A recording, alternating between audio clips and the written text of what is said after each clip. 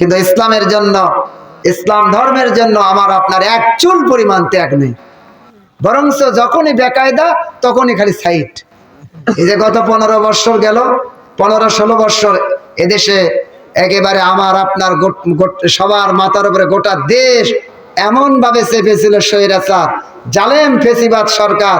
সেই সময় আমার আপনার পরিস্থিতি দেখলে মনে হয় খালি ওই নিবু নিবু ভাব। আগের যুগে চেরাক ছিল, চেরাক চেরাক কথা কয় না রে, চেরাক দেখেন নি?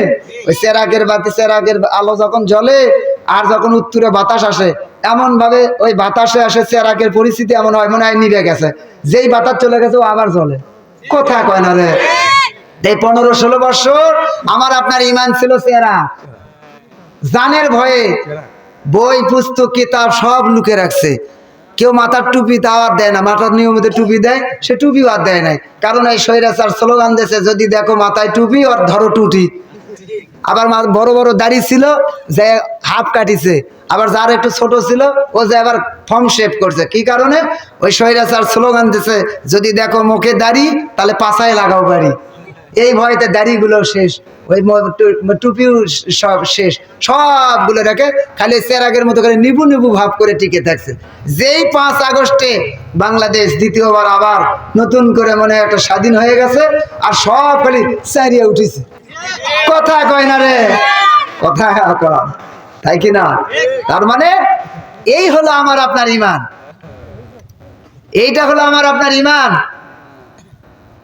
কিন্তু সত্যিকার অর্থে মুসলমান যারা, তারা কোনোদিন জালেমদেরকে ভয় পায়। আমি আপনি মুসলমান, এমন মুসলমান এদেশের বুকে তাম পৃথিবীতে গোটা বাংলাদেশে তাকায় দেখেন ইমানদারের অভাব নেই, মাথায় টুপি পাগড়ি জুব্বার অভাব নেই। কিন্তু সত্যিকার অর্থে মুসলমানের অভাব আছে না নাই? মুসলমানের অভাব।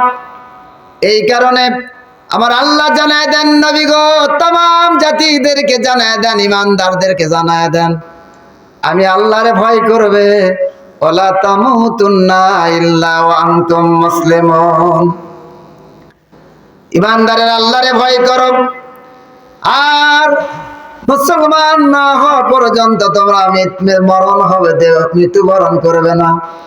মুসলমান না হয়ে যদি মরে যাও তাহলে তোমাদের জন্য কায়দা না বেকায়দা। আর জোরে বলতে হবে, কায়দা না বেকায়দা। এই জন্য মুসলমান, তার মানে বোঝা যায় ইমানদার হওয়া সহজ, কিন্তু মুসলমান হওয়া সহজ না কঠিন? মুসলমান হওয়া সহজ।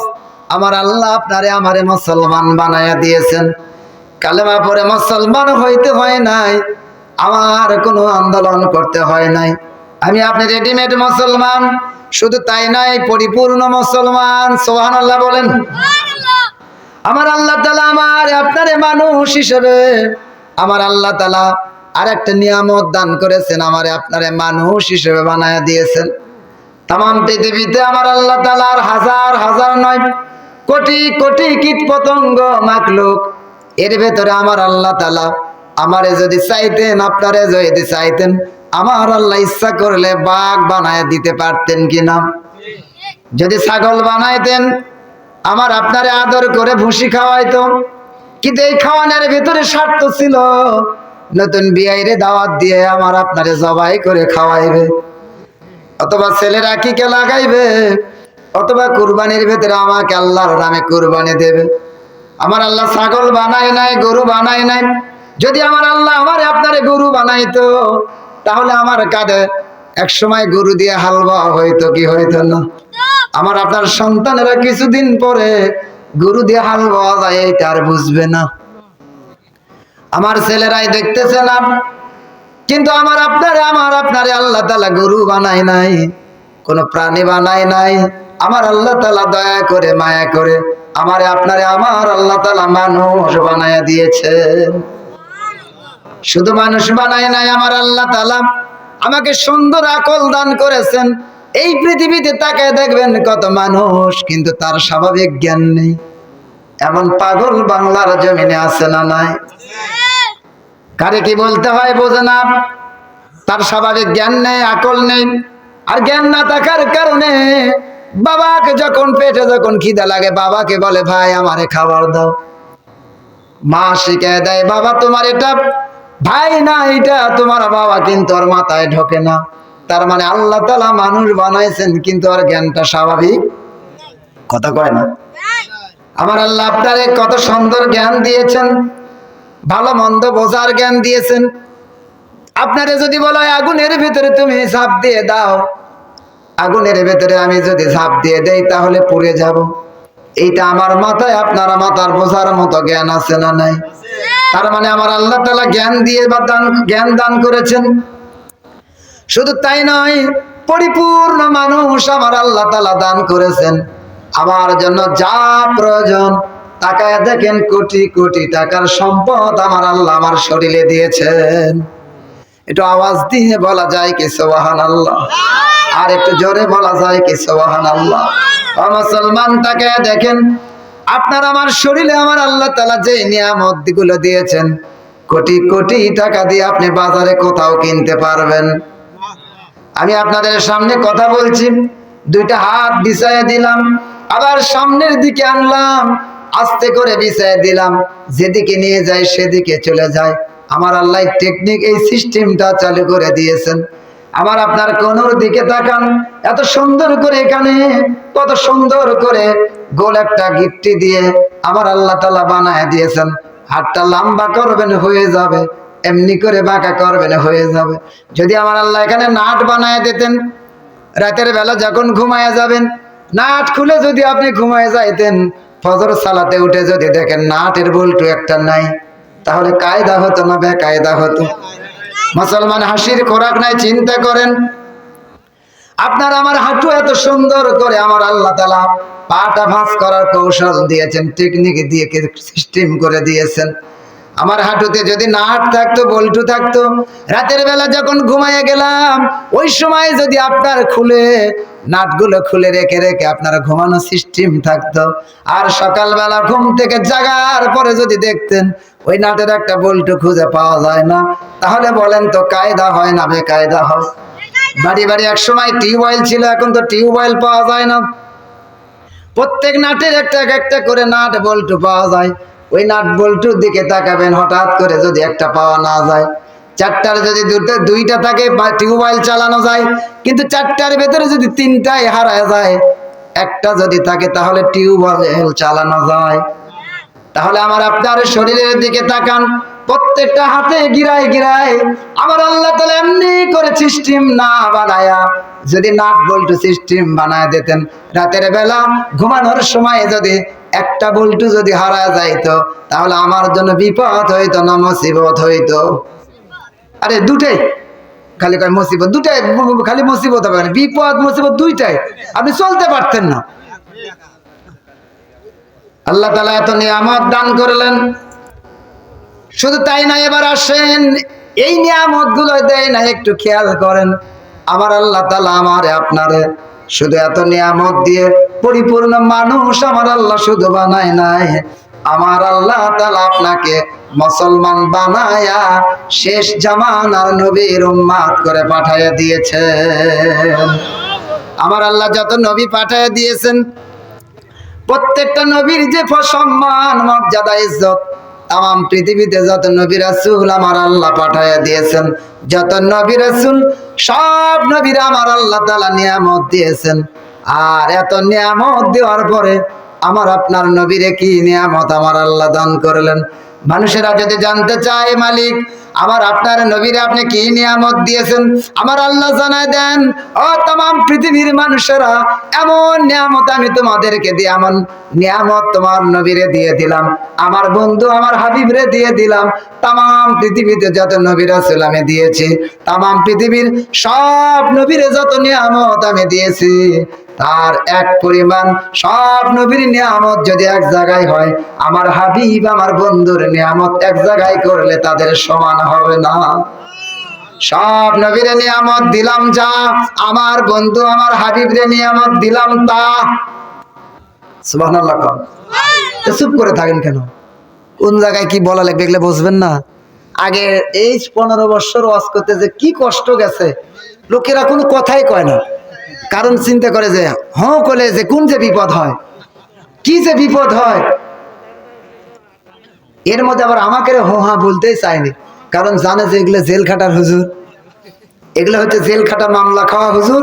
এর সাথে হুঁকারি ধরলে খুব বেকায়দা আছে, হুজুর তো নিবি যত মুসল্লি সব নিয়ে যায়। এই জন্য একেবারে চুপচাপে থাকে, যাই যাই হুজুর যাক, আমরা অন্তত পোলা নিয়ে যান বাড়ির যাওয়ার বাড়ি। কথা কয় না রে, খালি এই টার্গেট যে আমরা অন্তত খালি পোলা নিয়ে খালি বাড়ির ভেতরে ঢুকতে পারলে হয়, তারপরে হুজুর নাই জাহান নামে চলে যায়। এখন আর এই ভয় আছে? একটা কথা জেনে রাখবেন, মুরব্বী যারা আছেন তারা জানেন আবহাওয়া চিরদিন একরকম থাকে না। মাঝে মাঝে দেখবেন উত্তর পশ্চিম আকাশে এমন মেঘ আসে, মনে হয় গোটা দুনিয়া সব তছনছ হয়ে যাবে, সব তছনছ হয়ে যাবে। বাতাস এমন ভাবে উঠতেছে, আপনার বাড়ি ঘর গাছ গাছালি সব করে মরমর করে শব্দ হয়।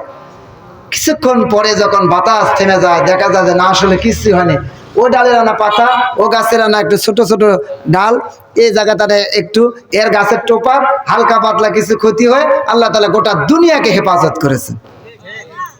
আর আমরা ওই সময় করে কি বেকায়দায় পড়ে খালি কয়, ওই মহিলা মানুষরা খালি কয় এ বাবা আজান দে রে, আজান দে, যেই পেলার পরে কয় আজান দে। কথা কয় না রে, আজান দেয় মসজিদে যায় না, যেই ঝড় উঠেছে আর শিলা বৃষ্টি শুরু আছে কইছে আজান দে, আজান দে। তার মানে আজান দিয়ে ওটা থামাবে, তাও কইছে বাবা হিয়ালাল ফালাজান কোষ না, তাহলে সব ফেলে হয়ে যাবি। কথা কয় না রে, এবার ঘুম ধরছে যে ঘুম আসেন বা না না, এটা হাসেন না। ওই একজন যদি ঘুম আসে, দেখা দেখি যদি খালি 50 জনকে ঘুম আসে, তাহলে অবস্থা আমার খারাপ হয়ে যাবে। এত সহজ না বা ওয়াজ করা কঠিন। মানুষ এইগুলো ওয়াজের মধ্যে যদি ঘুম আসে, তার মানে ওনার শরীর একটু ইয়ে আছে, যার না দুর্বল না, মানুষের শরীর তো ক্লান্তি থাকতে পারে না। এই জন্য বলতেছে যে ঘুমান আরাম পাবেন না, কারণ এখানে থেকে মনোযোগ থাকবে না। মাঝে মাঝে ফট করে আমি হাতে চিল্লাইনে দিলাম, উনি ঝাঁকি দিয়ে উঠবে তো। কথা কয় না ভাই, এই আবার হাসে, অত জোরে কয়েন না, ভয় পাবে। ভয় পাওয়ার কিচ্ছু নাই। শোনেন, আসেন তাহলে। এখন আর এই সময় এইরকম পরিস্থিতি নেই, যেটা বলছিলাম আবহাওয়া চিরদিন একরকম থাকে না। আমার আপনার ক্ষমতা যেখানে শেষ, সেখান থেকে কার ক্ষমতা শুরু? আরো আসতে কন। যে পরিস্থিতি শুরু হয়েছিল, মনে হয় যেন 41 সাল পর্যন্ত শাহজাহানপুর ওই রেজিস্ট্রি অফিস থেকে ওখান থেকে দলিল করে লেছে, বলতেছিল যত যাই বলো 41 সাল পর্যন্ত থাকবে। আর স্লোগান ছিল কি, আই রে স্লোগান, ধরো ধরো শিবির ধরো, ধরে ধরে জবাই করো। আবার বলে ধরো ধরো জামাত ধরো, সকাল সন্ধ্যা নাস্তা করো। জামাত শিবির ধরো ধরো, যেখানে ধরবে সেখানে জব করো, ধরে ধরে সকাল বিকেল নাস্তা করো। কিন্তু এখন দেখা যায় জামাতের শীর্ষ 7 জন নেতাকে শহীদ করে দিলেন, ফাঁসি দিয়ে দিলেন। তারপরে এখন যেদিকে আমরা তাকাই সেখানে খালি জামাত আর জামাত। আরো আসতে কন, লোকজন শুনবে, আরো আসতে কন। সব দিকে জামাত আর জামাত, জামাত শিবির, যেদিকে তাকান যেভাবে শেষ করে দিল। লোকেরা মনে করছিল ইসলাম আর থাকবে না, হুজুর করে একবার উচ্চারণ করে দিয়ে শেষ। কিন্তু এখন দেখা গেল হুজুররাই আছে, তেলতেলা গোয়েন্দার একটাও নাই। কথা কয় না, আছে? আপনার গোয়াইল ইউনিয়নে আছে? নাই, সব চালায় গেছে, পালায় গেছে। কোথায় গেছে তার ঠিকানাও নেই, মোবাইল নাম্বার একটাও চাইল নেই, ফেসবুক আইডি নাই। এক একজনের ফেসবুকের আইডির ভেতরে ছিল হাই রে স্লোগান, একেবারে সেই জাতির বাবার ছবি সহ দিয়ে জয় বাংলা এরকম করে দিয়ে আইডিতে ছিল। একজন সব আইডি পরিবর্তন করে সব এখন মনে হচ্ছে এখন নামাজ না ধরলেও ওযু ধরছে। কথা কয় না রে, আরো জোরে, কি ধরছে? ওযু ধরছে। তার মানে ওযু ধরিছে, জান বাঁচানোর তাগিদে এখন ওযু ধরিছে। ওযু ধরিছে কারণ ওযু করলে অন্তত মানুষ বুঝবে যে এগুলো মানে জামাতের লোক। ওযু যখন করিচ্ছে তাহলে নামাজ পড়বে, আর নামাজ যেহেতু পড়তেছে তাহলে কিসের লোক? জামাতের লোক। এই কারণে এখন সব ওযু ধরছে। তার মানে ক্ষমতার অপব্যবহার যদি আপনি করেন, কোথায় চলে যাবেন, কোন অবস্থায় কোথায় কি হবে সব নিঃশেষ হয়ে যাবে, আপনাকে খুঁজে পাওয়া যাবে না। চিরদিন নবীর সাথে বিরোধিতা করলে আবু জেহেল, কি নাম বললাম? আরো জোরে, আরো জোরে।